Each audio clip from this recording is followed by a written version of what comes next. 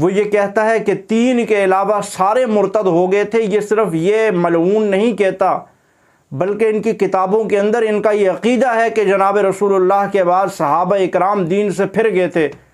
میں اس ملعون رافضی سے یہ بات پوچھتا ہوں، اس شیطان سے، کہ اگر صحابہ دین سے پھر گئے تھے تو قرآن تجھ تک مجھ تک کس نے پہنچایا ہے؟ اگر صحابہ دین سے پھر گئے تھے تو نمازیں، روزے، زکاتیں، حج جو ادا کرتے ہیں یہ کس نے پہنچایا ہے؟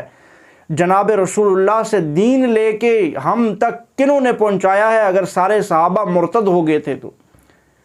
تو جہاں پر یہ عقیدہ رکھتا ہے کہ صحابہ نعوذ باللہ مرتد ہو گئے تھے، وہیں پہ اسی لیے یہ قرآن عظیم کو، اس قرآن کو نہیں مانتا۔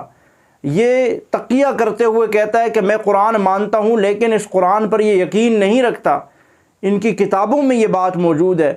نمازیں جو صحابہ اکرام نے ہم تک پہنچائی ہیں، ان صحابہ اکرام کی ان نمازوں کو، اس طریقے کو یہ نہیں مانتا۔ اسی طرح سے زکوٰۃ ہے، حج ہے، دیگر عبادات ہیں، یہاں تک کہ کلمہ یہ نہیں مانتا۔ اس کی بنیادی وجہ یہ ہے کہ جناب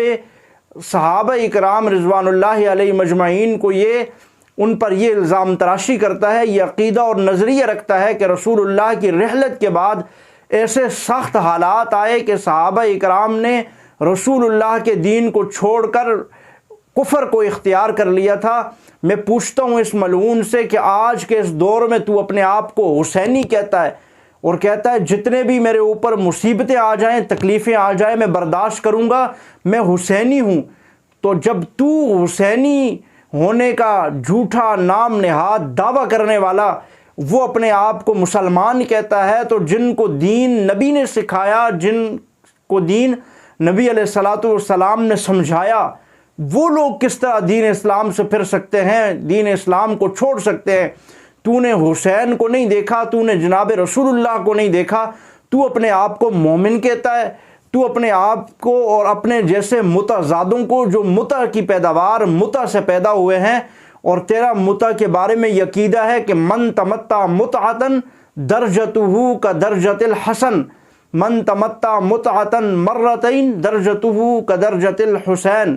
اور اسی طرح تو کہتا ہے کہ من تمتع متعۃ ثلاث مرات درجتہ کدرجۃ العلی، کہ ایک دفعہ متع کرنے سے حضرت حسن کے درجے پہ جاتا ہے، 2 دفعہ متع کرنے سے حضرت حسین کے درجے پہ پہنچتا ہے، 3 دفعہ متع کرو تو حضرت علی کے درجے پہ پہنچتا ہے، اور 4 دفعہ کرو تو جناب رسول اللہ کے درجے تک پہنچتا ہے۔ تیرے لیے درجات کو بڑھانا یا گھٹانا تو کوئی مسئلہ نہیں ہے۔ جو تو آئے روز اپنے بیانات میں کہتا ہے جناب ہم انبیاء کرام سے حضرت علی کو افضل مانتے ہیں اور یہ ہمارا عقیدہ ہے،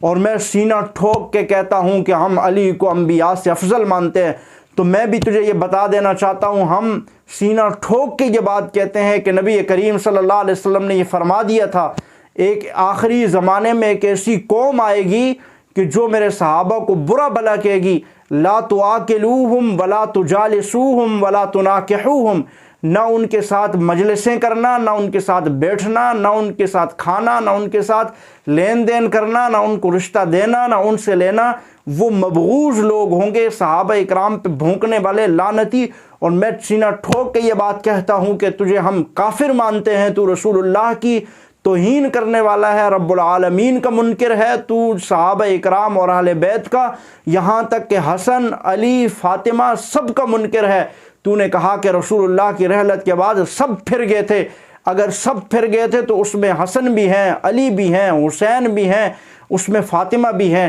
تو اہل بیت کا بھی منکر ہے، تو صحابہ اکرام کا بھی منکر ہے۔